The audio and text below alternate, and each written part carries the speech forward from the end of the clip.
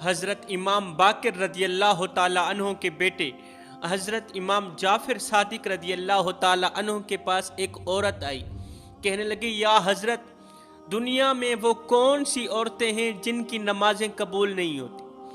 دنیا میں وہ کون سی عورتیں ہیں یا وہ کون سے عمل ہیں، کون سے کام ہیں جن کے کرنے سے عورت کی کوئی بھی عبادت قبول نہیں ہوتی؟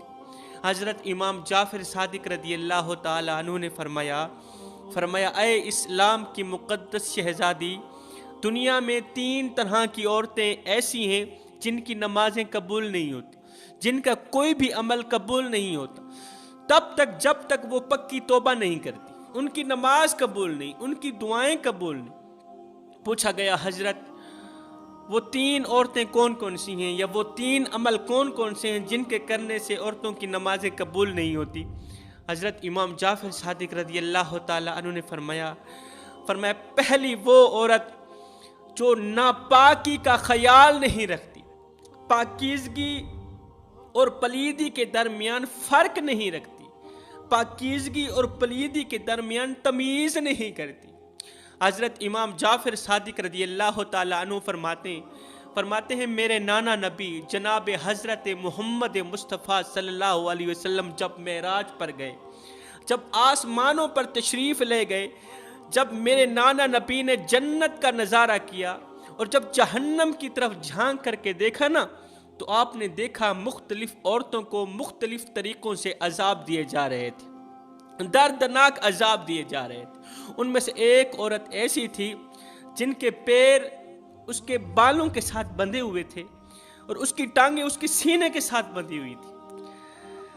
میرے نبی کی پیاری بیٹی جناب حضرت سیدہ فاطمہ الزہرا رضی اللہ تعالی عنہا نے پوچھ ہی لیا آقا وہ جو عورت تھی جس کے پاؤں اس کے بالوں کے ساتھ بندھے ہوئے تھے وہ دردناک عذاب میں مبتلا تھی، آخر اس عورت نے دنیا میں کون سا ایسا عمل کیا تھا، کون سا ایسا گناہ کیا تھا جس کی وجہ سے اس کو اتنا دردناک عذاب دیا جا رہا تھا؟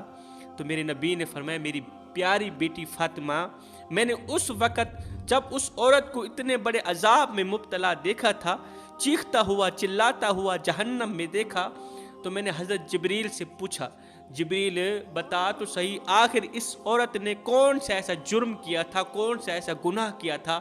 تو اگر جبریل نے عرض کی یا رسول اللہ یہ ناپاکی کا خیال نہیں رکھا کرتی تھی، پاکیزگی اور پلیدی کے درمیان فرق نہیں کرتی تھی، جب اس پہ غسل فرض ہو جاتا تو یہ غسل کرنے میں تاخیر کرتی، دیر کرتی تھی۔ اسی گناہ کی وجہ سے آج یہ جہنم میں جل رہی ہے، چیخ و پکار ہے مجھے بچاؤ مجھے بچاؤ، اس کے پیر اس کے بالوں کے ساتھ بندھے ہوئے ہیں۔ حضرت امام جعفر صادق رضی اللہ تعالی عنہ فرماتے ہیں ناپاکی کا خیال نہ رکھنے والی عورت، ایسی عورت کی نماز قبول نہیں، کوئی بھی عبادت قبول نہیں۔ فرمایا دوسری عورت نماز کے دوران سر پر دوپٹہ نہ کرنے والی، ایسی عورت کی نماز بھی قبول نہیں ہوتی جو عبادت کے دوران سر پہ دوپٹہ نہیں کرتی۔ لڑکی جب عاقل ہو جاتی ہے، جب بالغ ہو جاتی ہے، جب جوان ہو جاتی ہے تو اس پر فرض ہو جاتا ہے،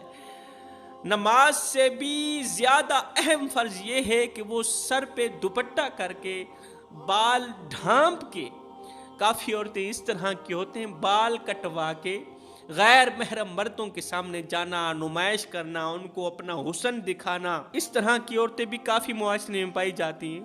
غیر محرم مردوں کے سامنے جا کے اپنی خوبصورتی دکھانا، داد وصول کرنے کے لیے کہ دیکھو میرا حسن کتنا خوبصورت، میرا چہرہ کتنا خوبصورت، میری یہ نشیلی آنکھیں کتنی خوبصورت ہیں۔ اے اسلام کی مقدس شہزادی اپنے حسن پہ کیوں مان کر رہی ہے، اپنے حسن پہ خوبصورت چہرے پہ کیوں اترا رہی ہے؟ وہ وقت آنے والا ہے کہ تیری خوبصورتی بدصورتی میں تبدیل ہو جائے گی، وہ وقت آنے والا ہے کہ تیرا حسن خاک میں مل جائے گا، تیرا خوبصورت چہرہ، تیرا خوبصورت جسم مٹی کا رزق بن جائے گا، تو اتنا غرور کیوں کر رہی ہے؟